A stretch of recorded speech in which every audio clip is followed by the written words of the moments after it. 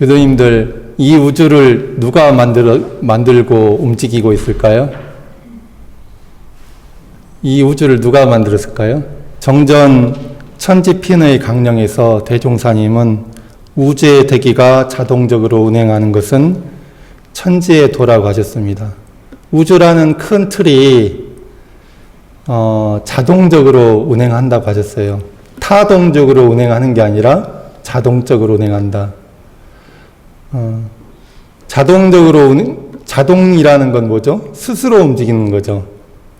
타동은 남이 움직이는 거죠. 그러니까 우주가 누가 만들고 누가 움직이느냐? 우주 스스로가 운행을 한다는 겁니다. 그래서 우주를 우리가 대자연이라고 그러죠. 큰 대자, 스스로 자자, 그럴 연자. 우주는 스스로 그런 거예요. 스스로 성주 개공하고 있는 거죠. 정산종사님은 경의편 4장에서 신앙을 하는 데에는 3가지 단계의 근기가 있다고 하셨어요. 3가지의 차원의 믿음의 단계가 있다고 하는 거예요. 첫 번째 단계는 어떤 거냐면 어리석어 가지고 무슨 형상 있는 것이라야 믿는다. 예, 눈앞에 보이는 어떤 형상을 제시해야 믿는 단계가 첫 번째 단계라는 거예요. 근데 거기에서 두 번째 단계는 이제 조금 지각이 열려요. 사람들이 이제 좀 깨닫게 돼요. 인지가 열려요. 그러면 어떻게 되느냐? 그런 우상은 안 믿고 명상에 의지해서 믿는다. 어렸을 때만 해도요. 막 울잖아요. 제가 막 이렇게 울어요. 그러면 엄마들이 뭐라고 하셨냐면요. 너 그러면 호랑이 가서 물어간다? 이랬어요. 그러면 무서운 호랑이 가서 물어간다고 하면 울음을 뚝 그치죠. 사실이에요, 아니에요? 사실이 아니에요. 새빨간 거짓말이에요. 그런데 호랑이라는 이름, 호랑이라는 무서운 형상을 빌어서 울음을 그치게 만든 거잖아요. 그게 명상에 의지해서 믿는 거예요. 이런 힘을 가진 이런 모양이 있는 게 있어. 그분이 뭐 다 만들고 움직이고 벌 주고 뭐 하는 거야. 이렇게 하는 게 이제 명상에 의지해서 믿는 거예요.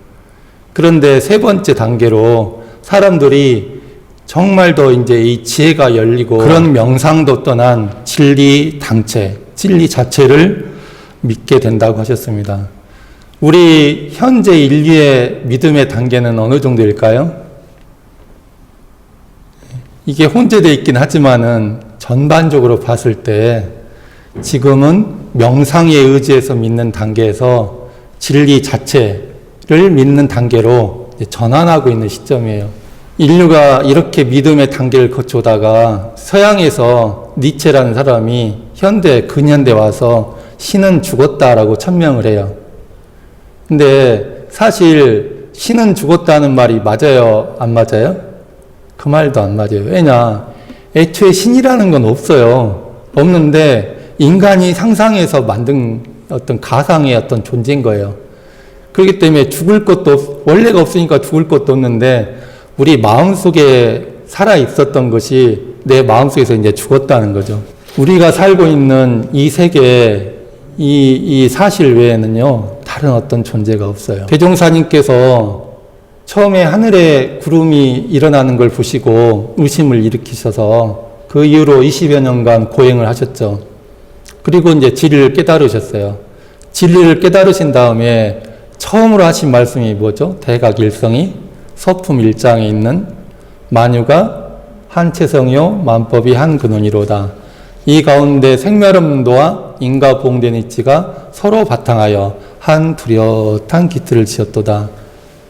예, 그렇게 말씀하셨죠. 이 말씀 중에 신이라는 단어가 나옵니까? 안 나옵니까? 신이라는 단어가 안 나와요. 그리고 뭐가 나요? 생멸없는 도, 인과 보응되는 이치, 도와 이치를 말해요. 진리만 말씀하시는 거죠. 우주는 자동적으로 운행을 하는 것이고 우주의 진리는 생멸이 없는 도와 인과 보응되는 이치가 서로 바탕하여 한 뚜렷한 기틀을 짓고 있는 거예요. 그뿐입니다. 변이품 9장에서 대종사님은 아까 이렇게 말씀하셨죠. 조물주라는 게 다른 데 있는 것이 아니다. 그럼 어디 있냐? 조물주가 어디 있다고요? 기하의 조물주는 기하여, 나의 조물주는 나여. 일체 생명이 다 각각 자기가 자기의 조물주라고 하셨어요. 우주의 조물주는 누구냐? 우주예요. 나의 조물주는 나고 너의 조물주는 너고 일체 생명이 다 각각 자기가 자기의 조물주예요. 누가 나를 이렇게 만들었습니까? 내가 만들었어요. 인정님 누가 자기를 만들었어요? 내가 만들었어요. 인정님이 만들었어요. 제가 만들 수도 없고 누가 만들 수도 없고 자기가 자기의 조물주예요. 어떠세요? 내가 나를 만든다는 게 확실합니까? 뭐 신이 만든 거 아니에요? 아니에요. 내가 신이에요. 내가 만드는 거예요. 정전 작업지사의 요지에서 이렇게 말씀하십니다. 작업이라 함은 무슨 일에다 안이비설신의 육군을 작용함을 이름이요. 작업이라는 것은 업을 만든다는 겁니다. 우리가 업대로 되어지는 거예요. 업대로 되어지는 거예요. 우주는 천업으로 되는 거고 우리는 우리 업대로 되는 거예요. 근데 이 업이 어떻게 지어지느냐? 무슨 일에나 안이비설신의 육군을 작용하면 업을 만드는 게 되는 거예요. 지금 안이비설신의 육군이잖아요. 눈이죠. 눈. 이 눈이 보고 있잖아요. 지금 이 순간 보고 있죠. 지금 이 순간 보고 있는 이 자체가 업을 짓는 게 되는 거예요. 듣고 있는 이 자체가 업을 짓는 게 되는 거고 말하는 이 자체가 업을 짓는 게 되는 거고 생각을 하죠. 생각을 하는 이 자체도 업을 짓는 게 되는 건데 여기서 중요한 건 뭐냐? 지금 이 순간 보는 내가 보잖아요. 눈을 써서 보잖아요. 눈을 써서 보는 주체가 누구예요? 누가 보고 있어요? 내가 보고 있죠. 그렇죠. 제 대신 효타님 보고 계세요? 아니잖아요. 저는 제가 보고 효타님은 효타님이 보고 성희님은 성희님이 보는 거죠. 누가 대신해서 보고 생각하고 말하고 하는 거 아니에요. 근데 그 나라고 하는 주체, 주인공은 뭐냐? 그것을 우리가 마음이라고 하는 거죠. 중요한 거는 나의 참 나가의 주체가 되는 이 마음이 지금 이 순간 보고 듣고 말하고 그러면서 나를 만들고 있고 나를 만들고 있어요. 업을 만든다는 건 곧 나를 만들고 있는 거예요. 그리고 내 인연을 만들고 있고 내 인생의 모든 것을 만들고 있는 거예요. 누가 만들어요? 내가 만들어요. 그래서 내가 나의 조물체예요. 이 세상에 있는 모든 의식을 가진 생명체들은 자기가 들어서 자기가 보고 자기가 판단하고 자기가 행동해요. 그래서 자기를 스스로가 자기 자신을 만들고 스스로가 자기 자신의 인연을 만들고 경계를 만들고 그걸 만나서 또 스스로 보고 스스로 말하고 스스로 행동하면서 또 업을 만들고 자기를 만들고 그렇게 계속 돌고 있는 거예요. 어떻습니까? 내가 나의 조물주인 것이 확실합니까? 안 확실합니까? 확실해요? 네, 이거는 확실한 거예요. 어느 누구도 대신해서 나를 만들어 줄 수 없어요. 어느 날 부처님께서 서가모니 부처님께서 숲속에서 명상을 하고 계셨어요. 근데 어떤 젊은 청년이 막 걸벽도 뛰어가지고 지나가다 이제 부처님을 딱 발견하고는 부처님이 선하고 계시는데 깨워가지고 저보세요 오세요 해가지고 혹시 이런 사람을 못 봤어요? 하고 물어봤어요. 그러니까 부처님이 나는 그 사람 못 봤다 그런 사람 못 봤다 하니까는 이제 딱 가려고 하는 거예요. 그러니까 불러가지고 무슨 일 때문에 그러느냐 그랬더니 그 사람은 그쪽 고장에 있는 귀족 청년 중에 한 명이었는데 친구들끼리 놀러 와가지고 이제 뭐 몸에 있는 거 있잖아요. 놀려니까 이런 거 싹 풀어놓고 옷도 벗어놓고 막 놀고 있는데 그 중에 갇힌 어떤 사람이 그날 그냥 잠깐 왔던 사람인데 이걸 다 훔쳐가지고 도망가 버린 거예요. 그래서 이제 그 사람을 찾으려고 하는 중에 부처님을 만난 거예요. 이제 자초지정을 이야기하니까 그러고 이제 가려고 딱 그랬죠. 그러니까 부처님이 그 청년을 탁 불러가지고, 아니, 그런데 내가 보니까 당신은 그 물건들보다 더 소중한 것을 잃고 있다. 그것을 찾아야 되지 않겠느냐 했더니, 제가 아무리 봐도 그 외에는 잃은 게 없는 거예요. 나는 잃은 게 없는데, 그거 말고 잃은 게 없는데, 뭘 찾으라는 것이냐? 그랬더니, 부처님이 너 자신을 찾으라고 하죠. 그러니까 그 사람이 그 말을 듣고 전생에 수행한 근기가 있는 사람인지 딱 어떤 깨달음이 와가지고 다 포기하고 그 자리에서 부처님의 제자가 되었어요. 지금 여기에 내가 있습니까? 없습니까? 내 몸뚱이도 있고 내 마음도 있고 내 몸과 마음을 누가 훔쳐갔어요? 안 훔쳐갔어요? 근데 왜 잃은 것이 없는데 찾으라고 할까요? 그 청년은 이걸 깨달은 거예요. 일제시대 때 우리가 나라를 잃었다고 하죠. 일제시대 때 우리가 나라를 잃었다고 그래요. 그러면 나라를 잃었는데 일제시대 때 우리나라 땅이 어디 가버렸어요? 그대로 있었죠. 우리나라 사람들은 그 순간에 어디 가버렸어요? 땅도 그대로 있었고 사람도 그대로 있었잖아요. 근데 왜 우리는 나라를 잃었다고 했을까요? 그렇죠. 주권을 잃었기 때문에요. 주인으로서의 권리를 잃어버렸기 때문에 나라를 잃었어요. 외교권도 잃고 국방권도 있고 무슨 권리, 모든 권리를 잃어버렸기 때문에 주인으로서 주인의 권리를 잃어버렸기 때문에 나라를 잃어버렸다고 하는 거죠. 그럼 우리는 어떻습니까? 우리들 각자는 아까 말씀드린 대로 각자는 각자의 조물주예요. 나를 누가 만들냐? 내가 만들고 있어요. 내가 주인이에요. 그런데 중요한 건 뭐냐? 주인인데 조물주인데 조물주로서의 주권을 잃고 있어요? 안 잃고 있어요? 그 스티븐 코비의 이 책을 보면 사람이 살아가는 데는 두 가지의 방식이 있대요. 하나는 뭐냐, 의존적인 습관이 있고 삶의 형태가 있고 또 하나는 주도적인 삶의 형태가 있대요.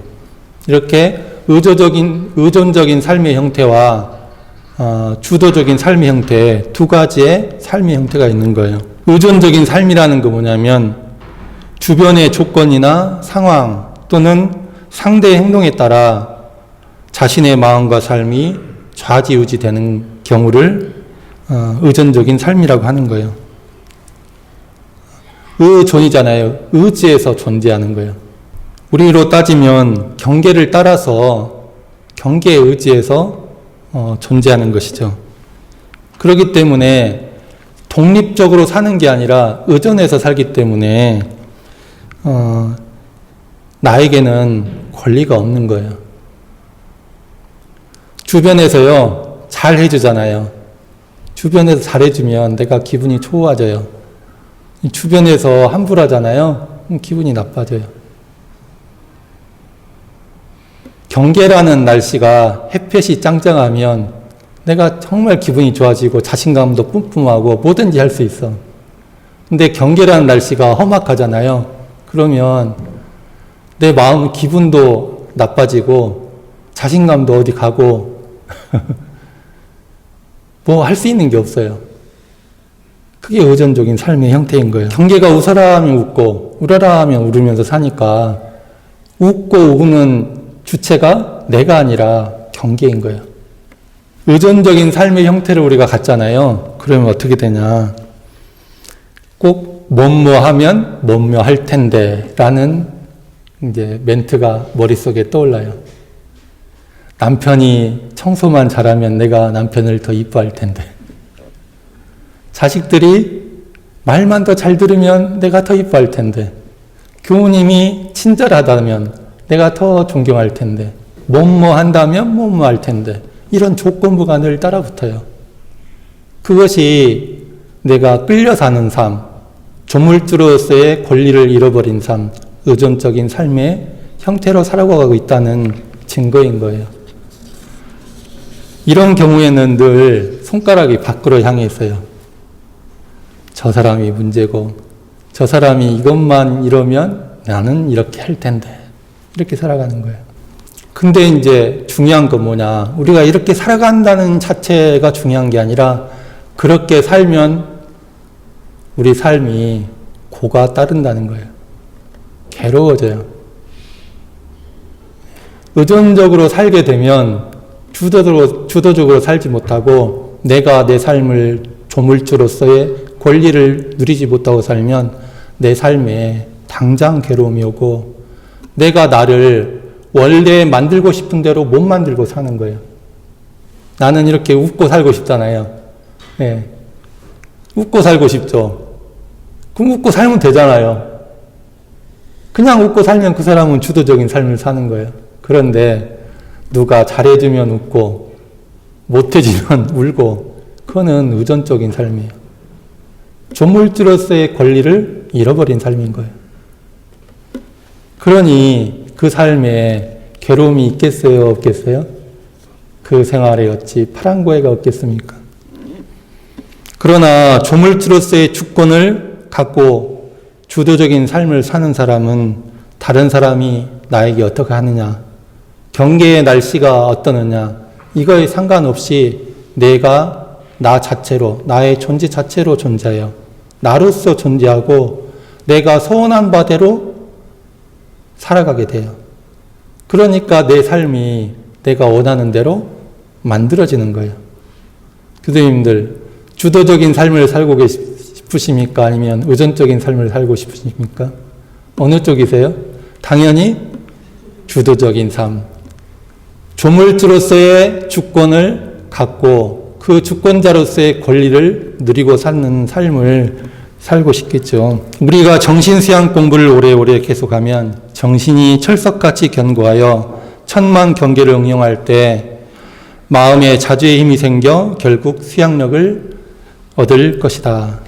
이상은 전서 47면에 있는 정신수양의 결과에서 말씀하신 자주력에 대한 말씀이세요. 우리가 자주력이 있게 되면 주도적인 삶을 살 수가 있는 것입니다. 천만 경계를 응용할 때 마음에 자주의 힘이 생긴다고 하셨죠. 자주력이란 내가 내 심신의 주인이 되고 경계의 주인이 되며 내 인생의 주인이 되는 마음의 힘을 말합니다. 조물주로서의 권리를 찾아가지고 내 인생을 원하는 대로 만들고 살 수 있는 힘이 자주력인 거죠. 자기가 주인 되는 힘. 제가 퀴즈를 이렇게 한번 맞춰보세요. 현명님, 노인 100명하고요. 노인 100명하고 젊은 사람 100명하고 줄다리기를 했어요. 누가 이길까요?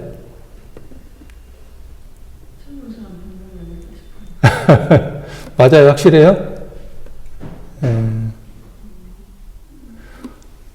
현봉님, 미국 사람 100명하고 한국 사람 100명이 줄다리기를 했어요. 누가 이길까요? 네?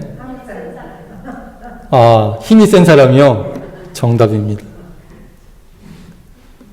젊은 사람 100명, 노인 100명도 마찬가지예요. 노인 100명이 질 것 같잖아요. 편견이에요. 힘센 노인들 100명하고 비리비리한 젊은 사람 100명하고 하면 당연히 힘센 노인 쪽이 이기겠죠. 그러면요, 경계하고 마음이 줄다리기를 하면 어느 쪽이 이길까요? 정답은요, 아까랑 똑같아요. 힘센 쪽이 이기는 거예요. 우리는 늘 마음이 경계를 대하면서 살아요. 경계란 무엇이냐? 내 생각도 경계고요. 마음 안에 내 생각도 경계고, 내 감정 있잖아요. 슬픈 마음, 기쁜 마음, 사랑하는 마음, 미워하는 마음, 이런 감정도 일어나죠. 이런 감정도 경계고, 내 몸뚱이도 경계고, 내가 같이 살아가는 이 사람도 경계고, 어떤 일도 경계고, 이게 다 경계죠. 마음이 늘 경계를 대하면서 살아가는데, 이 마음이야말로 우리 인생의 주체자잖아요. 주인공이잖아요. 우리 인생의 주인공인 조물주로서의 진정한 주체가 되는 이 마음이 경계에 끌려가느냐, 아니면 경계를 끌고 사용하고 사느냐, 이거에 따라서 내가 인생이 독립적인 삶이 되느냐, 의존적인 삶이 되느냐, 주도하는 삶이 되느냐, 끌려다니는 삶이 되느냐, 이게 갈리는 거예요.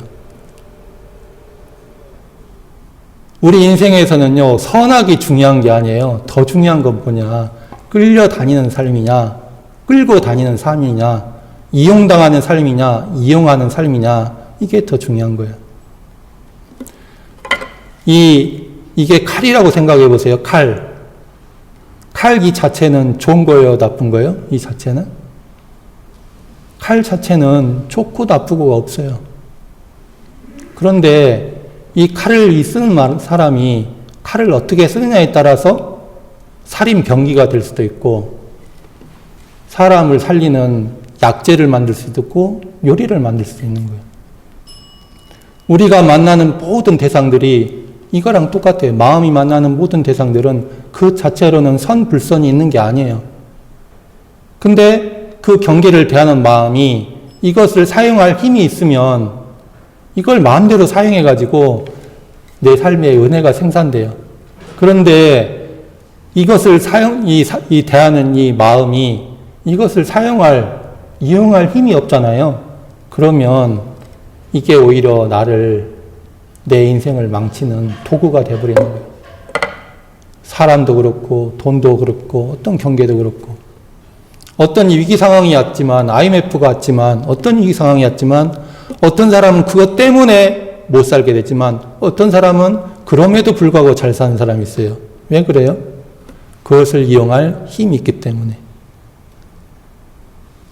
우리가 만약에 뭐뭐한다면 뭐뭐할 텐데, 이런 수식어를 가지고 살게 되잖아요. 참 그것만큼 비참한 게 없어요. 그리고 이거는 재수 철학이에요. 어쩌다가 로또에 당첨되면 우리가 날벼락 부자가 되지만 그거는 어쩌다인 거예요. 그런 삶에는 참 이게 내 미래가 내 마음대로가 될 수가 없어요. 그러니까 중요한 건 뭐냐? 내 마음에 힘을 갖추는 게 중요한 겁니다. 우리 인생을 조물하는 주체가 되는 이 마음에 힘이 있으면 모든 경계를 내가 마음대로 써가지고 내 인생을 복되게 만들 수 있는 거예요. 그런데 마음에 힘이 없으면 모든 경계를 대했을 때 어떨 때는 운이 좋아서 괜찮은데 어떨 때는 운이 나빠가지고 괴로워지게 되고 망치게 되는 거죠. 그러면 중요한 건 뭘까요? 그러면 우리 인생에서 조물주로서의 내 삶에서 중요한 건 뭘까요? 마음의 힘을 갖는 거예요. 그러면 우리 마음의 힘을 갖추려면 어떻게 해야 될까요? 우리가 이 육신의 근육 있잖아요. 육신의 근육의 힘을 키우려면 어떻게 해야 돼요? 헬스장 가서요, 운동을 하면 돼요. 가르쳐 주는 대로 운동을 하면. 그러면 근육에 힘이 생기죠. 마음의 근육의 힘을 키우려면 어떻게 될까요? 그래서 우리가 교당에 다니는 거예요. 교당에 다니면서 대종사님의 법을 배워서 실천해가지고 훈련해가지고 해야지 힘이 갖춰지는 거예요. 이 세 가지 마음의 힘을 우리가 뭐라고 하죠? 수양력, 연구력, 치사력. 마음의 힘을 대종사님은 그냥 두리뭉실하게 마음의 힘 이렇게 안 하고 마음의 힘을 정확하게 분류를 해가지고 정신의 수양력, 사리의 연구력, 작업의 치사력, 이 세 가지 마음의 힘을 얻어야 된다고 하신 거예요.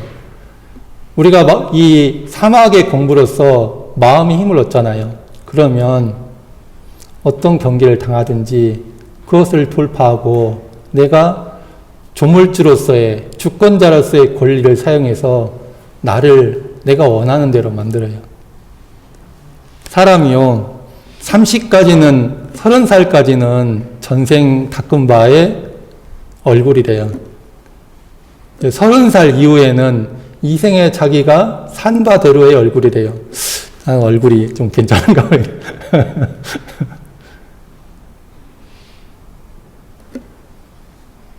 내가 육군을 작용해서 업을 지은 바대로 이 생에도 이렇게 되는 거예요.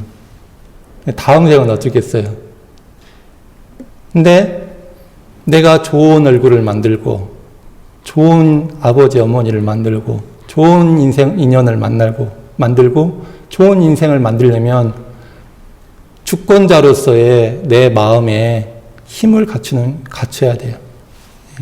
교당에 우리가 늘 함께 이게 와가지고 공부를 하는 목적은 사막의 공부를 통해서 마음의 힘을 갖춰서 우리의 영생의 회복을 장만하자는 데 있습니다. 다 함께 사막 공부로 영생의 회복의 주인공이 되길 바라면서 이상으로 말씀 마치겠습니다. 감사합니다.